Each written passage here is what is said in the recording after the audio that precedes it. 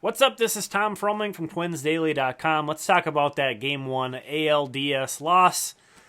Before I get into some things I really want to hammer on, I do want to say, number one, Twins only scored 4 runs in this game. If you're scoring 4 runs, especially as built as the Twins are, you're not going to win in 2019. More often than not, against most teams, you're not going to win scoring 4 runs. So, before we get into any of the pitching stuff, that's kind of where it begins and ends. The Twins didn't score enough runs, regardless of what else happened. And I'd just like to say before I add some things on them, there are better days, both behind and ahead, of Zach Littell and Cody Stashak. I'm a big fan of both of those guys. I've written and talked about them extensively. I think they have bright futures. I think they're going to be mainstays on this pitching staff for years to come. But they're both rookies. They're both very inexperienced. So we're going to talk about that a little bit here. It's not completely accurate to say something as far as like this loss is on Rocco Baldelli. That's not true because, like I said, the Twins only scored 4 runs. When that happens, it's very easy to overanalyze the pitching performance in this game and point to that because the Yankees scored 10 runs. And kind of point to that as the main culprit. But Twins only scored 4. So it's not like there's one thing you can, unfortunately, it's not like there's one thing you can point your finger at. There are a few. Sometimes you got to laugh at these things. I hope you're doing okay. Again, yet another Yankee victory over the Twins in the playoffs. Try to smile. Try to have a good day. Tomorrow's another game. A lot of people are pointing that out. It's not like the series is over. This is a 5-game series. However, I'm pretty sure the winner of Game 1 takes about 70% of these 5-game series. So this was huge, and Aaron Boone acted like it. Aaron Boone managed like this was a huge game. Rocco Baldelli, not as much. Zach Littell, again, he's pitched brilliantly. I think he's got a bright future. I actually think I've been, pumping him up as a guy that they should probably get stretched back out and put in the rotation next year because I believe in him that much. However, to put him into the 3-3 game at Yankee Stadium in the postseason, his first postseason experience, even though Littell's been pitching well, he hasn't really been pitching in too many high-pressure situations over this nice stretch of his. So it's just a different animal. And we saw a different Zach Littell, unfortunately. That doesn't mean he can't be trusted at all going forward or anything, or it is just one performance in the grand scheme of things. But I thought it was questionable bringing him into a 3-3 game. Cody Stashak, he got brought into a 5-3 game, so this was still a very manageable game for the Twins. He gets brought in, and he also does not pitch well. And you can say even more of the same kind of things about Stashak. About how he hasn't really pitched in high leverage situations. He hasn't pitched in these pressure packed situations. There's really nothing that you can compare to a postseason performance at Yankee Stadium. Neither of those guys had anything like that. But I usually will have on Twins Pitch some nice graphical elements and highlights. I didn't have time for that one. I kind of wanted to be in the moment in this game and try to enjoy it as much as possible, along with some other stuff going on at home.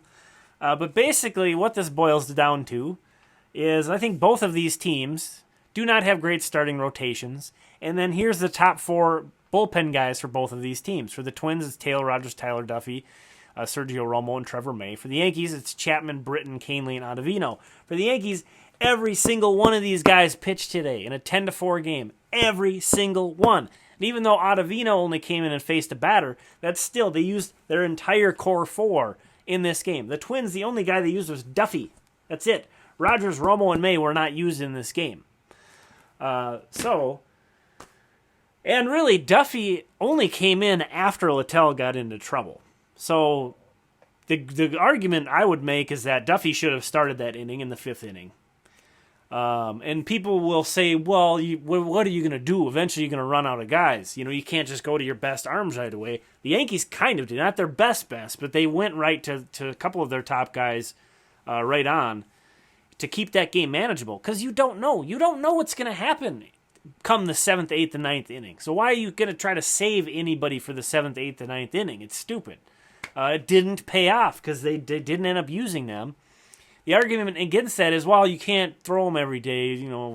That's very true in the regular season. You cannot. You have to keep a very wide scope, big picture in mind in tracking, usage and making sure you're not overworking guys. In these short series, in these 5-game series in particular, there are so many off days that you have time to rest, and it could be a 3-game series for all you know. Why worry about it? Don't manage for tomorrow. Focus on today, and don't manage for the 7th inning when it's in the 5th inning and you have a tie ball game. Jose Barrios only went 4 innings. Obviously, that's a bit of a disappointment. The Yankee hitters did a great job, as they seemingly always do, at making him throw, making him work. However, you had 5 innings left. You had your 4 top pitchers. You can't tell me that you can't get 5 innings out of those 4 guys. Taylor Rogers had a couple of outings where he pitched in 3 different innings, not 3 innings, but he recorded, I think, 7 outs in 2 different appearances. These guys can go more than 3 outs if you need them to. You can get 5 innings out of those 4 guys if you needed to. Again, just circling back, at the end of the day, all that's kind of a moot point because the Twins only scored 4 runs. So that kind of relieves some of the sting out of that bullpen management, in my opinion. However, I'm disappointed. I'm disappointed in Rocco Baldelli's decision making in this, his first postseason opportunity. I don't, he's a guy who I hope to see some creative thinking from, and this really screamed to me that he was going out of his way to try to save that core 4 for as late in the game as possible, potentially not use 1 or 2 of them so they can work tomorrow's game, when it's like, throw all of that out the window now. That's logical stuff you have to do in the regular season, not stuff you want to think about in October. Maybe I'm wrong. We're going to see in this series. That's the fun part, is we're going to find out. The Yankees might get stung by using those 4 guys that they did today, especially Chapman. There was really no reason for Chapman to pitch in a 10-4 game. So we'll see. Maybe that was stupid. Maybe it'll turn out it was smart of the Twins to conserve some guys. But like I said, more often than not, the first game of these 5-game series determines who's going to win the series. It's very hard with your back up against the wall. You've got to win 3 out of 4 now. Not a good situation. You want to get this game and then worry about the rest of it later. Much more impressed with how Aaron Boone approached things than with how Rocco Baldelli did. And now, speaking of that concept of, yes, these guys pitched well, however, this is a different animal. We find out post-game that Randy Dobnak's going to be starting Game 2. Randy Dobnak's pitched great. A lot of his skill set lends itself well to pitching in Yankee Stadium. He's barely pitched in the high minors, let alone the majors. This isn't a guy who's faced, and the other thing too, you have to tip your cap to the Yankee lineup. This is a very good lineup. This lineup stands up right next to the Twins lineup, and we all know how good that's been. So Randy Dobnak hasn't faced teams like this at all, if often. So that's the other thing that was kind of a key about this game, is kind of looking down the road at what lies ahead here. It'll be exciting. Another one of those moments where you just gotta laugh. Randy Dobnak starting Game 2 at Yankee Stadium for the Twins. It could be a short one, because that is the one thing Rogers, Romo, and May did not pitch. They'll be available.